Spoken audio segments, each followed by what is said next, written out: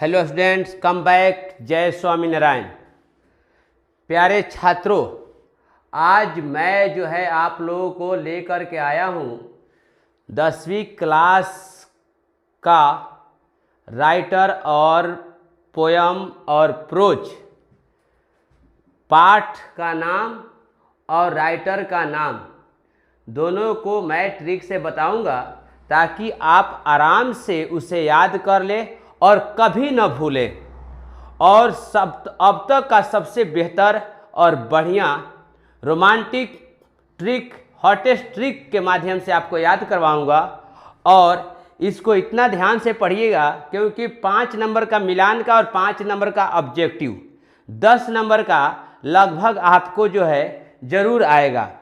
तो मेरे प्यारे छात्रों, मात्र ये 10 से 15 मिनट का क्लास है, लेकिन इसको आप शुरू से देखिएगा और अंतिम तक, ताकि आप हमेशा के लिए आप याद कर लें।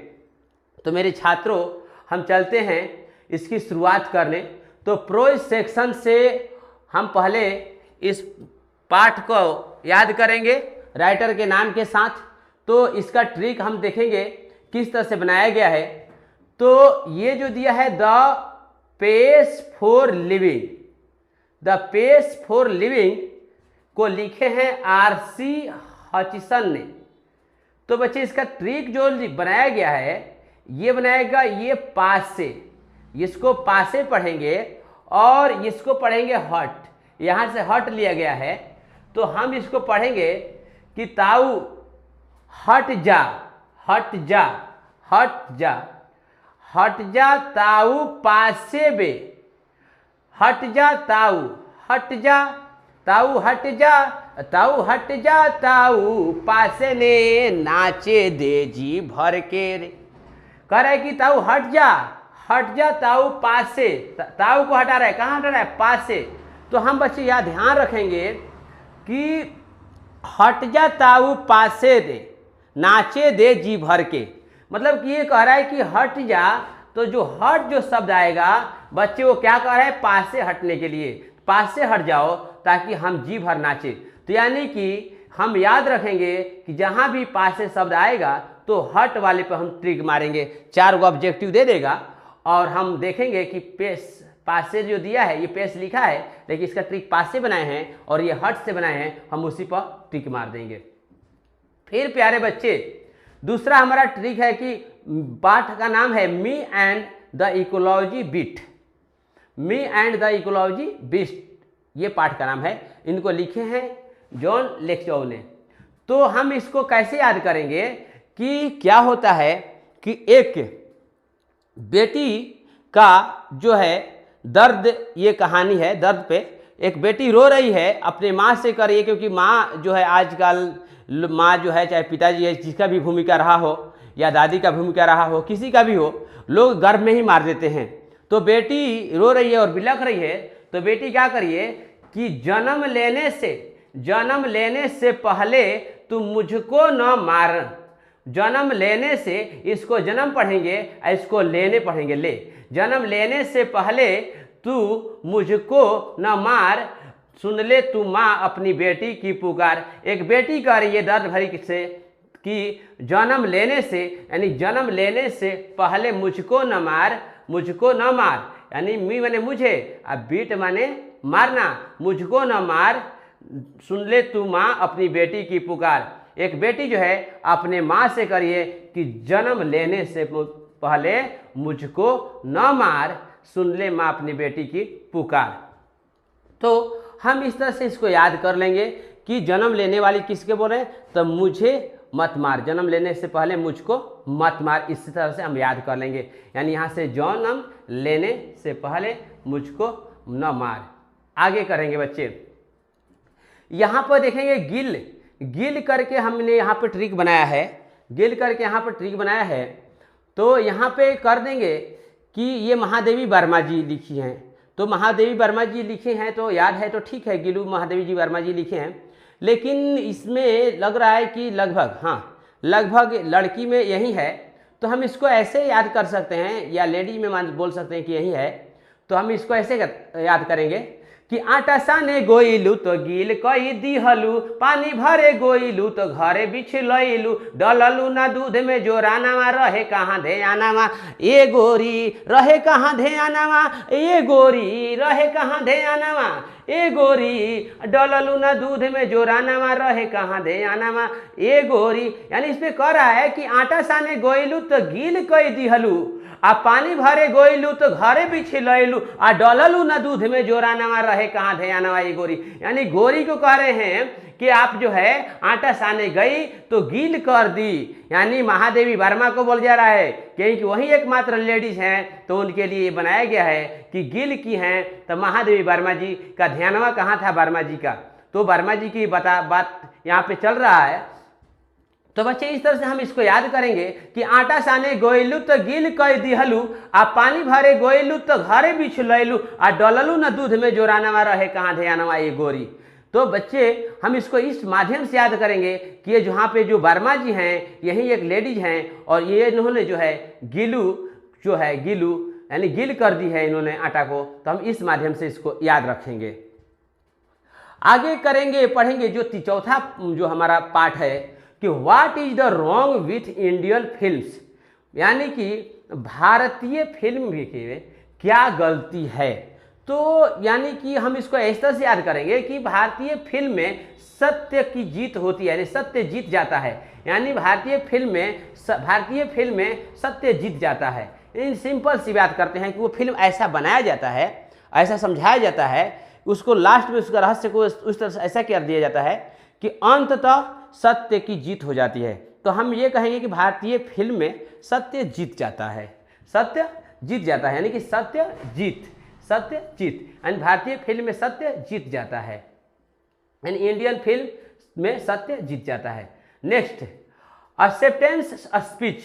एक्सेप्टेंस स्पीच क्या करेंगे, एक स्पीच मैंने भाषण होता है। आदमी कहता है कि जब अटपटा हो तो कोई भी भाषण देता है, अगर वो अटपटा भाषण देता है, वो भाषण मतलब कि अजीब सा लगता है, तो आदमी सीधा कहता है क्या हंग सान सू की कैले है रे, उसको नीचे उतारो ना। तो यानी कि हम इसको याद रखेंगे एक्सेप्टेंस स्पीच हंग सान सू की, यानी कि जब वो भाषण अटपटा देता है, आदमी बोर होने लगता है, तो आदमी कहता है क्या वो हंग सांग सू की कैले है रे, नीचे उतारो उसको। तो इस तरह से आदमी बोलता है।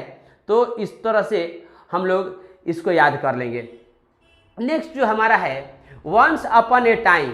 वंस अपॉन ए टाइम मतलब क्या है कि एक समय था, टोनी मॉरिसन, कि एक समय था कि तूने मेरे सन को मारा था। तो once upon a time Toni Morrison, एक समय था तूने मेरे सन को मारा था। यानी याद रखेंगे बच्चे कि वंस अपॉन ए टाइम माने कि एक समय था टोनी मॉरिसन, तूने मेरे बेटे को मारा था, यानी सन को मारा था। The unity of Indian culture. The unity of Indian culture में ध्यान रखना है कि कबीर जी का भारतीय संस्कार बनाए रखने में, यानी कि इंडियन कल्चर के यूनिटी को एकता बनाए रखने में कबीर जी का भारतीय संस्कार बनाए रखने में बहुत ही अहम भूमिका था। यानी कि ह्यूमन कबीर, यानी कबीर जी का जितने भी दोहा है, जितने भी हम लोग सुबह में भी सुनते हैं, तो हमारे कल्चर को बहुत ही अच्छा प्रभाव डालता है कबीर जी का जो वाणी है। तो हम यहाँ पे बोल सकते हैं कि the unity of Indian culture ना भाई ह्यूमायून कबीर। अब देखिए जो लिटिल बच्ची होती है वाइजर देन मी, इनको लिखा है लियो टोल्स्टॉय ने। हम इसको ये बस बोल सकते हैं जब छोटी बच्चे को खिलाते हैं और जब वो रोने लगती है या किस तरह के कुछ क्रियाक्रम कर देती है, तो हम माँ को देते वक्त बोलते हैं अरे इसको लियो तो, यानी लियो तो, यानी छोटी बच्ची को हम लोग रोने लगती है चाहे किस तरह के कोई काम पड़ जाता है, तो हम लोग बोलते हैं हेलो इसको लियो तो इसको लियो तो, यानी किसको लियो तो छोटे बच्ची को लियो तो लिटिल गर्ल को आदमी धराता है कि इसको लियो तो आदमी उसको दे देता है। नेक्स्ट बच्चे आगे का हम लोग पढ़ेंगे अब पोएट्री सेक्शन से। पोएट्री सेक्शन में पोएट्स का नाम होगा और यहाँ पोएट्री सेक्शन में इसका पाठ का नाम होगा। तो गॉड मेड द कंट्री, ऐसा संतों का मानना है या सभी लोगों को ऐसा मानना है, मैं बोल सकता हूँ कि हिंदू धर्म में भी ऐसा ज़्यादातर माना जाता है कि जो गॉड मेड द कंट्री, यानी ऐसा संतों का मानना है कि काऊ में भगवान का वास होता है। यानी कि गौ का माँ तो कहते ही हैं, लेकिन गौ को हम लोग ऐसा भी मानते हैं कि उसमें सभी देवताओं का वास होता है, यानी भगवान का वास होता है। तो हम गॉड को याद कर लेंगे, क्या चीज़ से? काऊ से याद कर लेंगे। अब यहाँ है odd on solitude. Odd on solitude है, अलेक्जेंडर पोप ने लिखा था। तो इसको कैसे याद करेंगे? एक गाना है, पो पो पो पो पो पो पो पो पो पो पो पो पो पो पो पो पो पो, सोड़ी न चले आजा न चले, सोड़ी न चले आजा न चले। तो सोड़ी नचली यहाँ पर जो शब्द आ रहा है सोली, तो सोड़ी इसको करेंगे, यानी ये सोड़ी नचली किस में आता है? तो पो पो पो पो वाला सॉन्ग में आता है। तो पो पो पो वाला सॉन्ग में हम देखेंगे कि सोड़ी न चले आजा न चले वाला बात आ रहा है। तो हम यहाँ पर पढ़ेंगे कि odd on solitude Alexander pope ने लिखा था।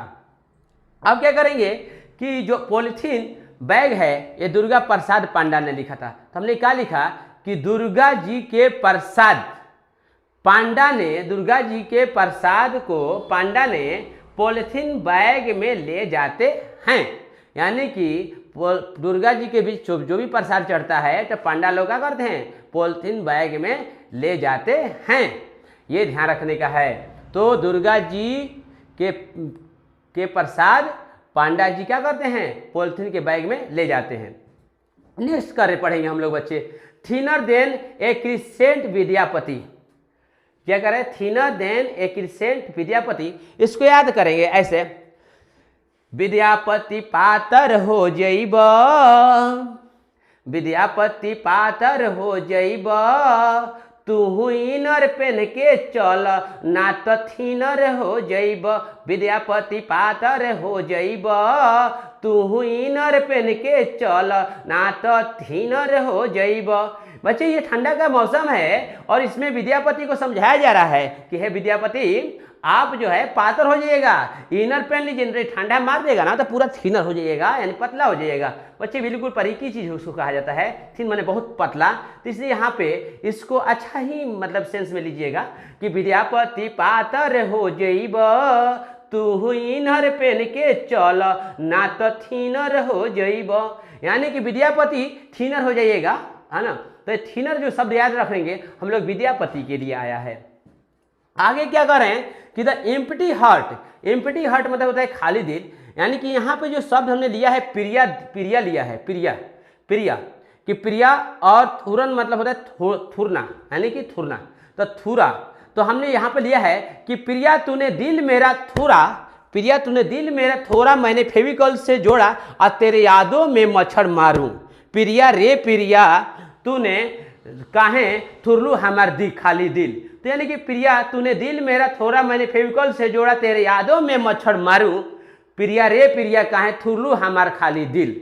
बच्चे बहुत ही मतलब कि याद करने के लिए ट्री बनाया है, किसी को अदरवाइज नहीं लेना है। किसी का प्रिया नाम हो तो उसको बुरा नहीं मानना है, क्योंकि मैं किसी पार्टिकुलर के लिए नहीं बोल रहा हूँ। यहाँ पर ऐसा शब्द आया है तो कोई शब्द भी इसमें कोई नहीं है, तो याद करने के लिए एक बनाया गया है। बच्चे बार बार डिमांड करते सर जी याद नहीं होता है, भूल जाते हैं, तो उन लोग के लिए बनाया गया है। तो प्रिया तूने दिल मेरा थूरा, मैंने फेविकॉल से जोड़ा, तेरी यादों में मच्छर मारूं। प्रिया रे प्रिया काहे थुरलू हमर खाली दिल। यानी कि तुम्हें दिल जोड़ने की क्या जरूरत थी, थुरने की क्या जरूरत थी, अभी तुम भी आगे कहीं बगल में बढ़ जाती। नेक्स्ट बच्चे हम पढ़ेंगे कोयल वाला है। तो कोयल वाला जो है एम्प्टी हार्ट को हो गया ना, प्रिया सेमी थुरना ने इसको लिखा है। अब बच्चे कोयल जो है, कोयल वाला जो एक है, तो जो 6 नंबर पार्ट है ये पुरान सिंह ने लिखा है।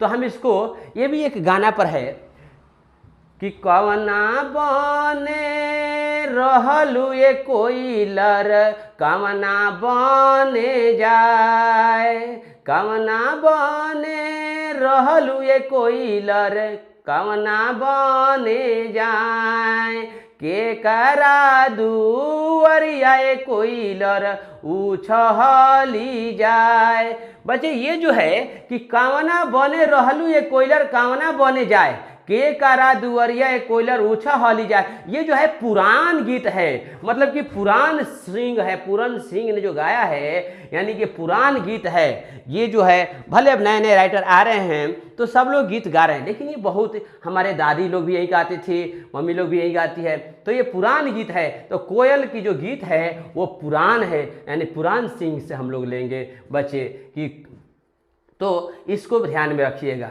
आगे जो है तीसरा 7वां पाठ है द स्लीपिंग पोर्टर।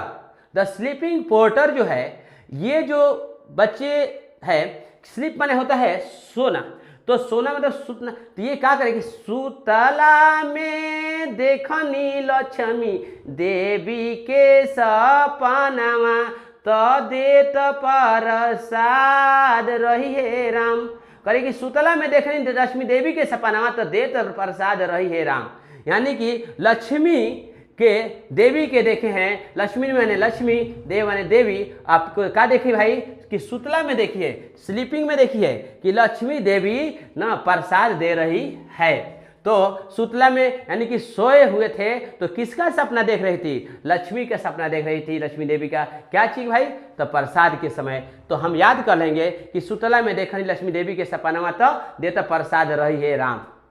ओके, अब आगे बच्चे जो लास्ट आ गया मार्था है। मार्था है बच्चे, ये मार्था जो है, ये इसको हम दो तरह से याद करें, मार्था वाटर पे डेला मारे, या हम कर सकते हैं बकलोल मर्दा पानी में डेला मारे, यानी पानी में डेला मारे या पानी में ढेला मारे। उसको इस तरह से याद करेंगे कि वाल्टर डी ला मेयर, यानी कि Martha Walter de la Mare, यानी कि हम ये भी कह सकते हैं कि मर्दा पानी में डेला मारे, पानी में डेला मारे, यानी कि बकलोल मर्दा पानी में डेला मारे। तो इस तरह से हम लोग याद करेंगे कि मार्था को जो लिखा है वो वाल्टर डी ला मेयर ने लिखा है। तो मेरे प्यारे बच्चे, मैं आशा करता हूँ कि ये ट्रिक आप लोगों को याद हो जाएगा। आप लोग को अगर किस तरह की दिक्कत हो तो आप लोग पुनः वापस जा करके इसको याद कर लीजिएगा, और याद करके अपना 10 नंबर सुरक्षित कर लीजिएगा। फिर हम जो है अगले ट्रिक और अगले क्वेश्चन आंसर के लिए अगले वीडियो में मिलेंगे। धन्यवाद।